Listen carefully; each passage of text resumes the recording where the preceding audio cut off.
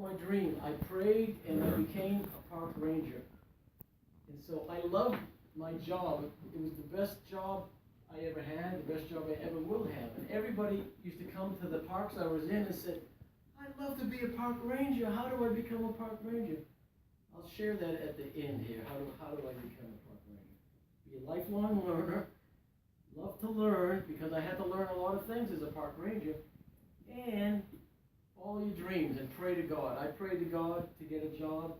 Everybody wants to be a park ranger. Everybody I met, I want to work outside. I want to chase the bears around the flowers and do all that fun stuff.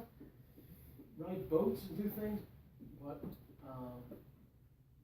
God answered my prayers and I got a job. Okay, what did I do as a park ranger? I did law enforcement. I was a policeman. I got to wear a badge. I wore a gun. I got to protect the national park. So I had to go to police school and learn that while I was a park ranger. To carry a gun and enforce laws and do things. I also had to learn about being a firefighter, because when I was in the park, they would have lightning strikes and it would start a fire, and then I had to go with a helicopter or a team, go in the backcountry and make a line around it and try to stop the fire from coming down and burning up houses. So I was a firefighter, but I also had to drive a big fire truck, because I was the only one in the mountains. And if your house was on fire, you lived in the mountains, another park ranger, or the visitors coming there to the motel, I would have to put on a different fire hat, different fire coat, breathing apparatus, drive the fire truck, get the fire hydrant going, and go into the fire building and try to rescue you. So those are 3 jobs right there. Now, if you were in the park visiting me and you went and fell and hurt yourself, I had to learn to be a medic. So I would go out and treat your either broken bone or something. I would have to sling it, bandage it, stop the bleeding, and fly you maybe in a helicopter, or take a horse and a mule and take you up to the doctors to get fixed. So I had to learn how to be a doctor, a medical person. What else did I have to learn? I had to learn search and rescue skills. They said, uh-oh, your mother and daddy come to me and said, she's lost, Noah's lost, I don't know where he is. So then I would have to find out where Noah was last seen, and if he's on any medication, maybe he needs to take medicine. Then I would have to get a whole team and go find Noah. So I had to go to search and rescue school and learn out where Noah might be and go find him. Then there was a bear, and I had to manage bears in the park. Bears would come down in Sequoia Park. We had black bears there all the time. And if they were trouble bears, we would have to drug them and fly them in the backcountry and take them away from breaking into cars and trouble with people. Sometimes we would call a zoo and say, can you take a bear? Do you have room for a bear? Sometimes they would, but sometimes they wouldn't. So, take the bears to jail. We had to deal with them. However, management helped us. Okay. I don't know if I covered enough of my job, but it was a big job. Everything was something different. I get a call, fire, medical emergency. Somebody's lost. There was a plane crash in the mountains. Oh no, get the helicopter. We got to fly back to a plane crash in sea, or a car accident, or something going on. A very exciting job. I love my job, protecting the resources and stuff. Now I got to get into weather a little bit. Weather. The effects of weather on my job. Where I lived at 7,000 feet above sea level and raised my family in the mountains, which went up to 14,000 feet. It started at sea level, headquarters, and went up 7,000 feet where I lived with the General Sherman tree. When we were there one year in 1983, we got 430 inches of snow fell. It was a record-breaking year. How did I get water in here? I don't know. I'm sorry, something's leaking in the bag or something. Anyway, talk about the effects of weather. Here it goes. 430 inches of snow, and when the snow fell in the mountains, it can only hold so much snow. The mountain is steep. So it keeps stacking up in the mountains. All of a sudden, what do you think happens? What happens? The snow falls. It's called an avalanche. Whoa! Here comes an avalanche. When I would be skiing in the backcountry, you could hear a big crashing noise. And the avalanche would come and it would break trees down. Big trees would come smashing down. and you have to be careful. You don't want to be in the path of an avalanche because you could get covered in snow. So the effects of snow can cause avalanches, and they can also form glaciers. What the heck is a glacier? Part of the weather. Glacier is snow that keeps adding up. It keeps compacting with the weight, with the water in it, and it forms solid ice. It's like a mile deep up there in the Columbian ice field. A mile deep of ice. Oh my gosh. When I went to Alaska, I kayaked over because I always wanted to. A glacier coming down, the Mendenhall Glacier in Juneau. And I wanted to see it calving, it's called, when a piece of ice breaks off and falls into the ocean. Well, I got to watch it. And I was there in my kayak, and I thought it was a thunderstorm. Very loud noise. Oh my God, what happened? It's some crazy noise, but a big chunk of ice fell. And it wasn't just ice, it was filled up with rocks and dirt. Because when it comes down the mountain, it's picking up dirt and ice as it's going down. And it fell into the water, and I'm kayaking. Oh my gosh, there's a hole in the water where this big thing fell, like 100 elephants fell in the water, and it made a hole in the water. Oh my, what happened? And I kept looking with the hole, and the thing went to the bottom, but all the dirt and rock got washed off, and it came leaping out of the water. It's like, woo! Good thing I wasn't on top of the hole, but the thing came up so huge, and it was, I never seen anything more beautiful, other than you kids are more beautiful. But this thing was beautiful turquoise, like the biggest diamond in the world. It was so beautiful. The sun was radiating off of it, and it's like, oh my gosh, I've never seen anything as beautiful. And I can still see how beautiful God made the sun radiate this turquoise color. Nothing more beautiful than this compacted ice that was cleansed by God and come jumping out of the earth. It was awesome. I love that. And I went to fight a fire in Hawaii volcanoes where the earth causes weather. It's volcano throwing up hot molten rock. And I was fighting a fire over there because it got started another fire. We had to stop the spread of the fire over there. But when the melted rock went over to the ocean, the hot hit the cold water. It made steam, but it turned it into rock. First it's melted rock, and then when it hits the cold water, it turns into solid rock. So Hawaii volcanoes, it's getting bigger and bigger as the volcano comes up. It's making more land over there. It's really, really beautiful stuff to see.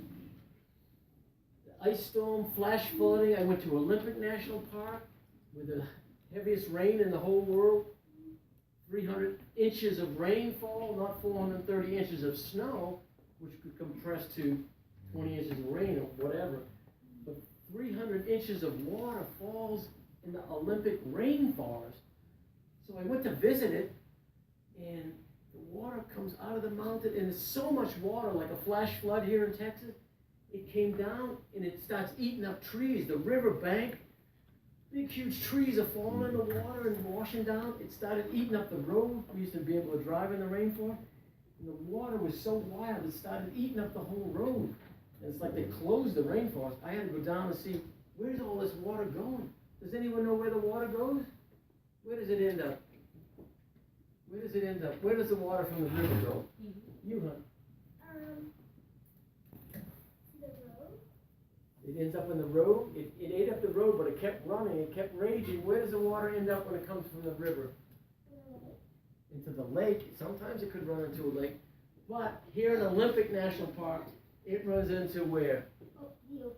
Amen. So it starts up here. God has the whole cycle. Starts as snow. Sometimes there. Starts as a rainforest. Falls into a stream, into a river. The river maybe picks up trees, and then it flows eventually into the ocean. And then it's evaporated, and this whole cycle starts over again. But when I went to the beach in Olympic National Park, I've never seen a beach like this in my life. Oh my gosh, 1 million trees, big ones, all washed up on the beach. It's like, this is not a beach I've ever seen before. Huge trees all tied up. The trees run down and they can't go any farther. The ocean's big, waves are coming in.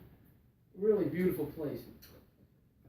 Lightning flares. What I recommend is, I got time for a minute, is that you go Fall in love with the national park that's here in your own backyard. San Antonio Missions is one of the 409 national park areas. So I would say, Mommy and Daddy, let's go visit the national park. It's free. You can get a badge there. You can become a junior park ranger. And where's my badge? Somewhere. It's in my hand. There's my badge. You can get a badge like this and be a junior park ranger. And then you can get so excited about the park. You can learn about, you can go to Big Bend National Park and see cougars over there, mountain lions. You can go to Padre Island National Seashore. You have 13 national park areas in Texas. Beautiful spot, but you could also tell Mommy and Daddy to maybe go to Yellowstone or the Grand Canyon or Sequoia Park. And maybe when you get old enough, if Mommy and Daddy don't take you, you could go visit yourself, like I did. Go explore the national parks. So, if you want to be a park ranger, what must you do? What must you do if you want to be a park ranger? Do you know what you must do, Cassandra? Good thing there. Good idea. Go experience things in life like I did. Go exploring like John Muir did. Go experience life. Have courage and go. I've never seen a waterfall. I've never seen a glacier. I'd be afraid if they have a thing follow me. Go experience it and then learn about it and pray and follow your dreams. Every one of you is a special. You know, the national parks are beautiful. I love them. I love the sequoia tree. I love everything. But you know what the most valuable natural resource is? What is the most valuable thing? Is it the tree? Is it the bear? Is it the glacier? What do you think is the most valuable thing out there? The park? The park is? No. No. The most valuable thing is you. Each and every one of you are made in the image of God, and you are special. And God thinks more of you than the tree He made or the bear or anything else. Yes, He loves them all, but He loves you greater because you are made in His image, and He has a great plan for you. Some of you are going to be a park ranger. Some of you are going to be a scientist. Some of you are going to be a school teacher, like that. Some might be a doctor or a lawyer. But whatever special gift, some can play the violin, some can be an artist, but God gifted every one of you with a special talent and ability and desire, and you should follow your dream. I want to play the violin. Oh, practice it, play it, be the best violin in the world. I want to be a park ranger. I want to be the best park ranger that there ever was.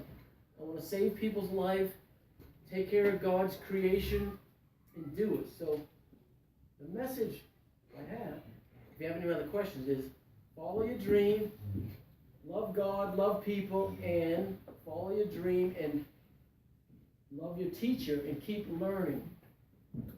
The guy that started the national park, he was by 11 years old, he had memorized the whole Bible, all the New Testament. At 11 years old, that's not that old. He memorized the whole Bible, and he took that Bible with him, the Word of God, to the mountains, and he helped create the 400 national parks. John Muir is his name. And because of him, because of his love for God and taking care of God's creation, I got to work in the national park, and you can go visit them, and you own them. Like Lance said, every one of you kids own these national parks. They're there for you to go see and enjoy, take your family with, and go camping and learn about them and have a blessed time. Do you guys have any questions about national parks or the weather in national parks? You can ask. Okay? 3 questions. 3 questions. Go ahead. Question. Yes, go ahead.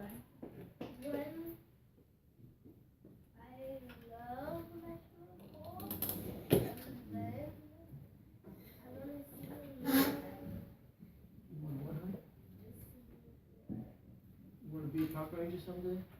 Very nice. You want to stay at him and camp at him? You want to see all the animals, beautiful.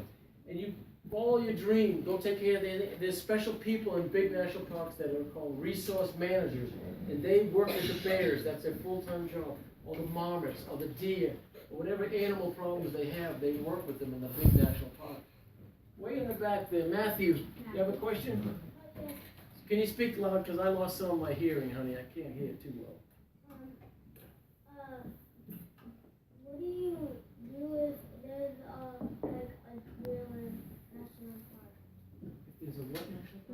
If they're drilling for oil in the national parks. Oh, well, the national parks are preserve and protect, and they're different from the Forest Service. And the law stands right now, no, you cannot drill oil in Sequoia National Park.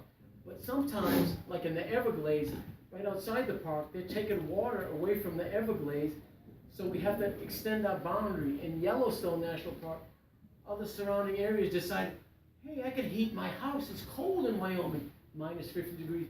I'm gonna take some of this thermal water, drill down, and use it for my house. And they said, no, no, no. We have to extend the boundary of Yellowstone, so you're not taking hot water from the park. You're not taking water from Everglades National Park. So, very good question. How people trying to take resources right outside the boundary, and it affects what goes on in the park there. That was a really good question. Made me think for a minute. Okay, last question. Sorry. Last question, then we gotta go. Yeah.